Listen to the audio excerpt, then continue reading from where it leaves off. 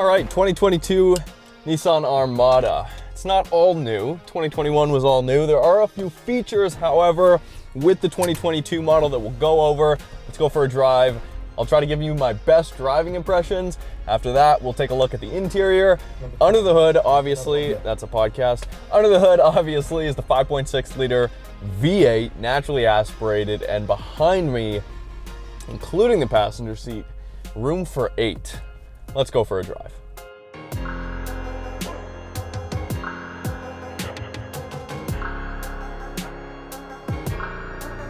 Room for 8 in the back, which is ridiculous. This one hasn't been optioned with the captain's chairs, but with the second row, you are able to option that with captain's chairs and a large center console in the middle.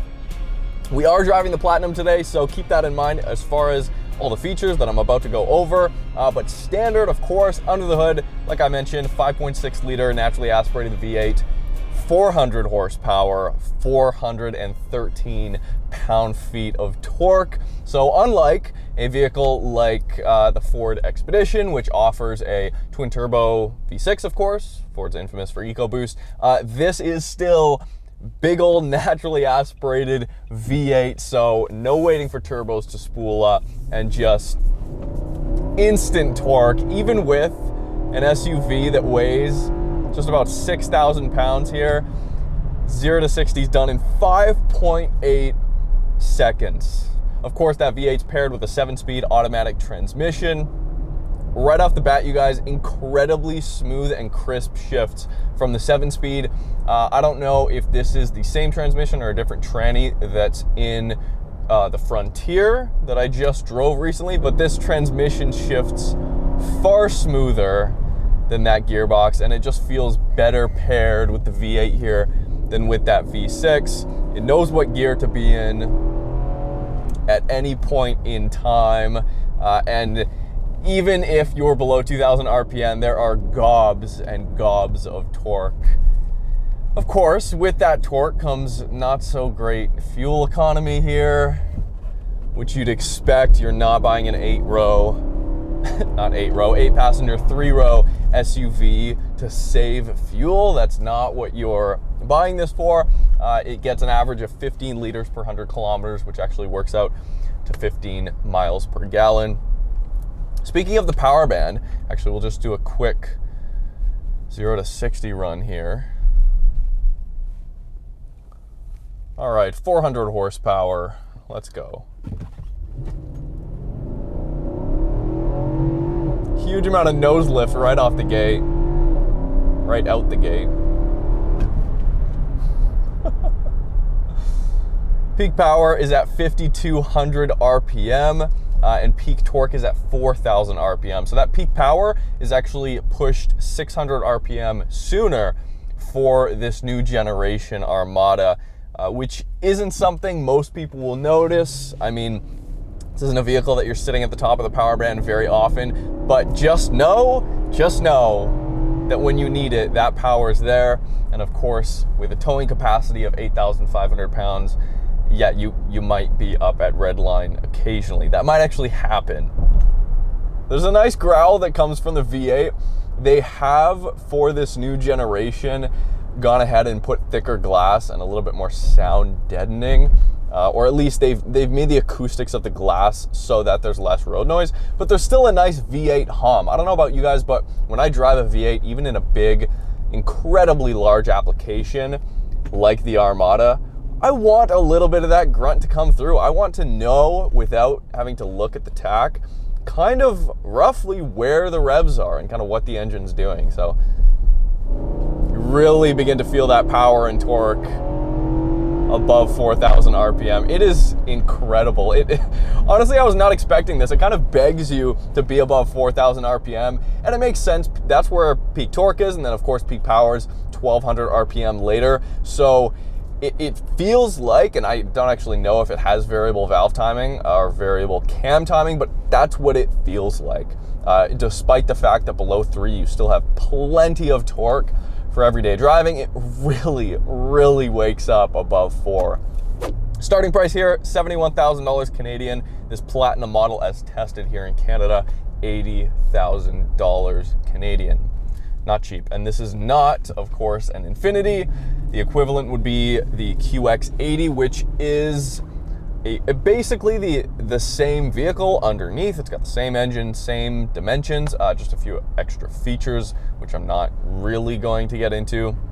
With the Platinum model here, we do get the 22-inch wheels, huge wheels. They look really good. They haven't gone with some out there kind of ridiculous design. It's still very classy, but I've been incredibly surprised at how Nissan's been changing over the past few years. They make everything, as you guys know, from the Nissan Z to this, a just massive, gargantuan SUV here, and it shows that they're trying to put a little bit more effort into the infotainment. They're going ahead and using good materials on the interior here, and while quality isn't to the spec of some of the honestly equivalently priced European stuff, such as like dumb, but just a small thing I noticed in these seats, which are huge, by the way, and you get quilted leather with the Platinum. In these seats, I can move forward and back and feel the entire seat just kind of flex and kind of creak a little bit. So there's things like that. The door handles are another place where you may notice that the quality is just not up to par to some of the other manufacturers.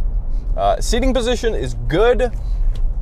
When I got in the car, whoever was driving it last had it way up, and I lowered it as low as it can go. I'm short, but I'm 5'10". I'm still sitting a little bit higher than I would like, and I get it, you guys. I'm in an SUV, but give me just another inch lower. But of course, these chairs are massive. These seats are massive.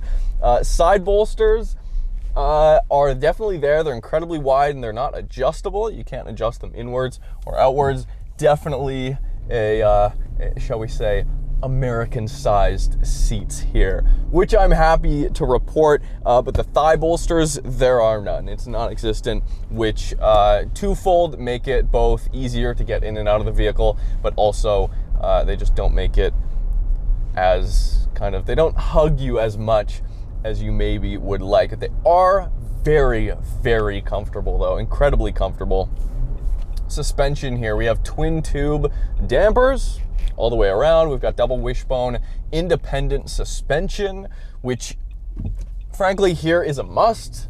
And now you may be like, Marcus, why is that a must? Well, because of course it's a body on frame. It's a truck, effectively. It's an SUV, but underneath it is incredibly capable still, and to support all the weight, you kind of need that architecture.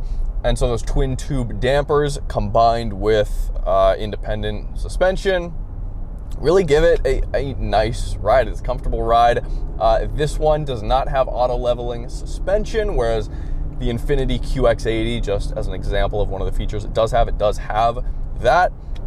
Handling's okay here. Of course, I do have to take into consideration the sheer weight of this vehicle. It's huge.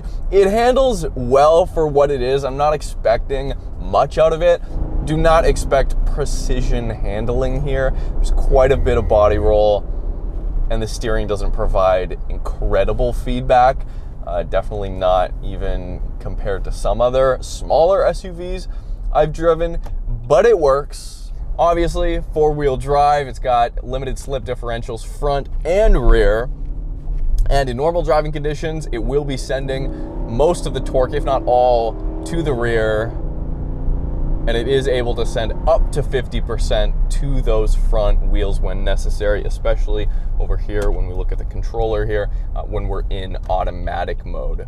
It'll just kind of decide what needs to be done at any given time, which is good. We have snow mode here, we've got tow mode, and of course it's got a 2-speed transfer case that's electronically controlled, so we can switch between 4 high and 4 low. I'm not actually able to force it just to stay in 2-wheel drive mode, which probably not necessary, but it's just something to note. And one thing I will mention with the 7-speed, not to backtrack, but you are able to shift yourself, but there are no paddle shifters. I think that's a bit of a miss here. They're absolutely not necessary. This isn't a sports car, it's a massive SUV. You don't need paddle shifters. But for things like, hey, I'm towing a trailer, I've got, for an example, 8,500 pounds behind me, and I want an engine brake, right? Instead of taking one of my hands off the wheel to go down here and put it in manual mode and shift down that way, I can't actually use the paddles, and that would be nice to have there. It's got speed sensitive steering, so it will change the weight a little bit and get lighter kind of at speed, which is good. Huge amount of turns lock to lock. This is effectively a truck. It's a massive SUV, so that makes sense, but just know when you're parking, you're gonna be moving your arms a lot. It's not gonna be difficult. This steering wheel is nice and thin. Of course, leather wrapped here in this one. Standard this generation, of course, is the 12.3-inch center display.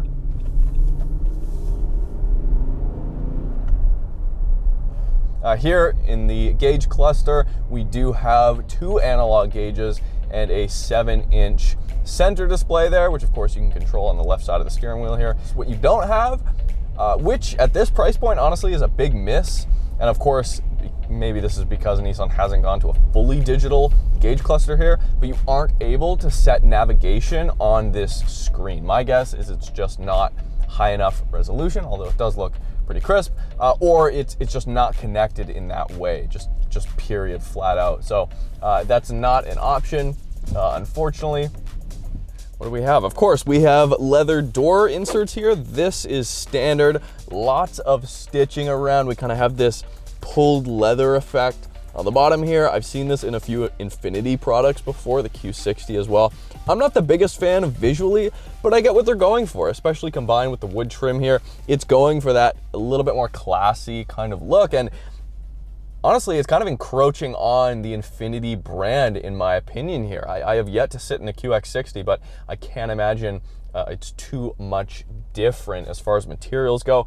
With the Platinum model, we do have quilted leather here, heated and ventilated front seats. This is a much better view. You guys can see what I'm talking about when I say the seats are huge. And of course, on the dashboard here, these kind of swooping arcs here. This is also very reminiscent of Infiniti coupes, and of course the 370Z. And then here in the center, very simple still, we have the piano black here. We've got a physical, very large volume knob, cannot miss it.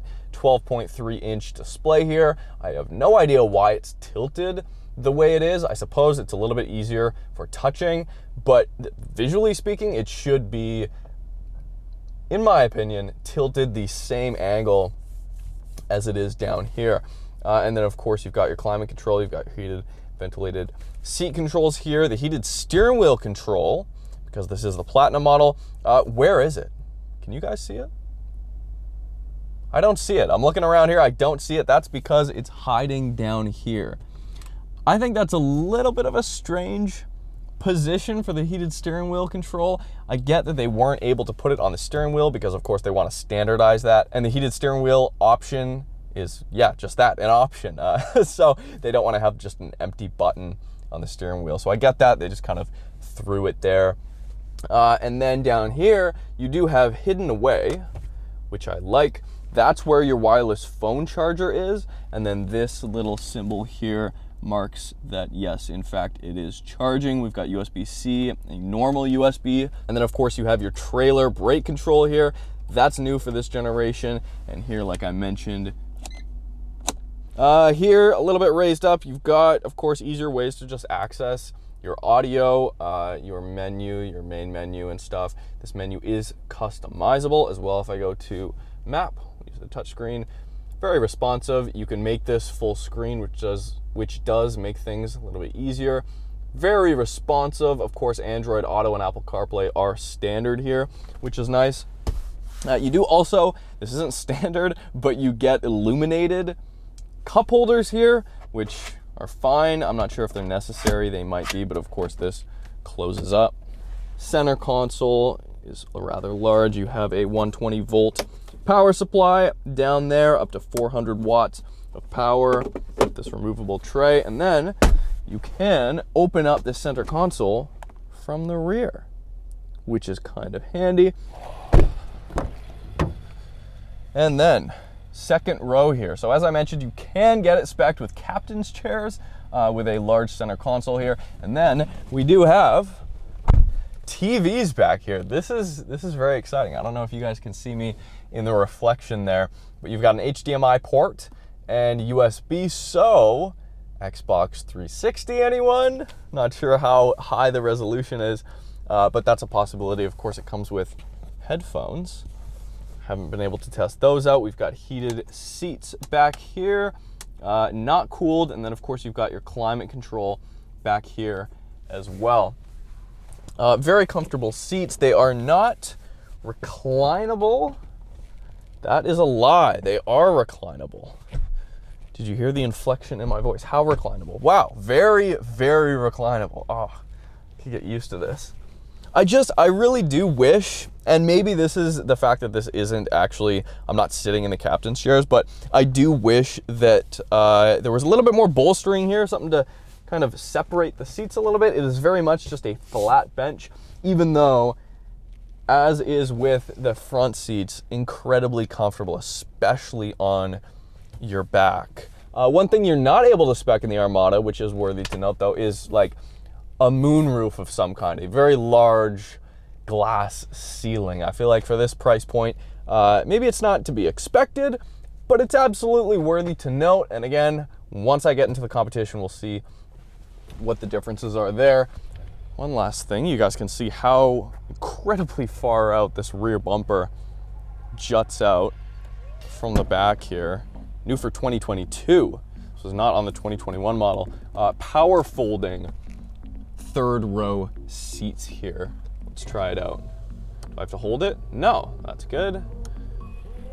There is the 2022 Nissan Armada. Massive, just absolutely massive. I think it looks a little bit ridiculous, especially from the rear end.